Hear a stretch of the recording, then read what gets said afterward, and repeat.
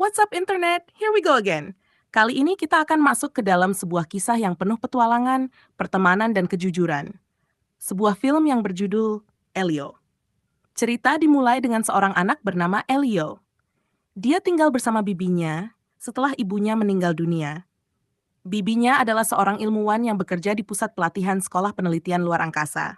Karena sifat Elio yang pemalu dan sering menutup diri, bibinya mendorong Elio untuk ikut serta dalam pelatihan di sana.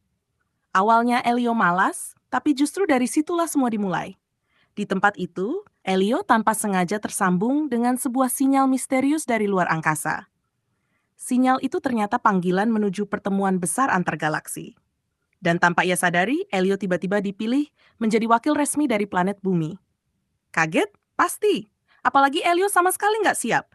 Dalam kepanikannya, Elio akhirnya berbohong dan bilang kalau dia memang utusan resmi Bumi. Untuk menutupi kebohongannya, Elio bahkan membuat sebuah cloning dirinya. Cloning ini ditinggalkan di rumah bersama bibinya, agar bibinya tidak curiga kalau Elio sebenarnya sedang berada di luar galaksi. Lucunya, cloning ini justru punya sifat yang berbeda. Lebih ramah, lebih perhatian, lebih dewasa. Sifat yang malah bikin bibinya makin curiga, karena jelas-jelas berbeda dengan Elio yang asli. Nah, ketika Elio sampai di pertemuan antar galaksi, ia langsung berhadapan dengan sosok yang mengerikan. Dialah Lord Grigon, pemimpin yang ditakuti banyak bangsa antar galaksi.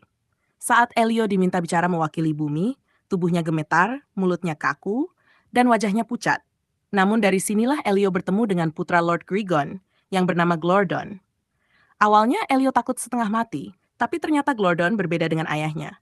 Dari pertemuan itu lahirlah sebuah persahabatan aneh antara seorang anak bumi biasa dengan pewaris kekuasaan antar galaksi.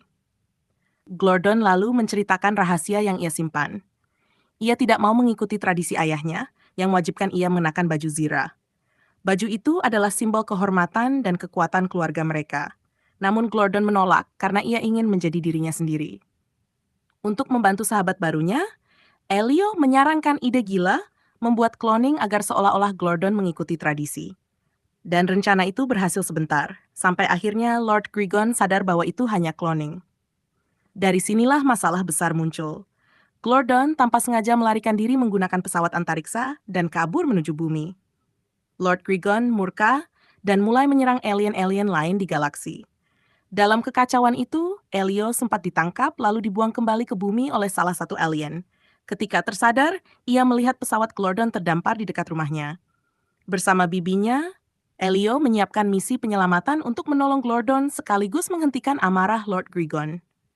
Petualangan mereka penuh ketegangan, persahabatan, dan pengorbanan. Hingga akhirnya Glordon terluka parah, hampir kehilangan nyawa. Lord Grigon pun luluh. Ia melepas baju zirahnya, baju yang selama ini menjadi simbol kebanggaannya untuk menyembuhkan anaknya. Disitulah Elio mendorong Glordon agar berani berkata jujur. Karena pada akhirnya, meski keras, Lord Grigon sangat menyayangi putranya. Cerita ini ditutup pesan sederhana tapi dalam. Keberanian bukan hanya soal melawan musuh, tapi juga soal berkata jujur kepada diri sendiri dan orang yang kita cintai. Dan Elio menemukan bahwa persahabatan sejati bisa tumbuh bahkan di antara dua dunia yang sangat berbeda.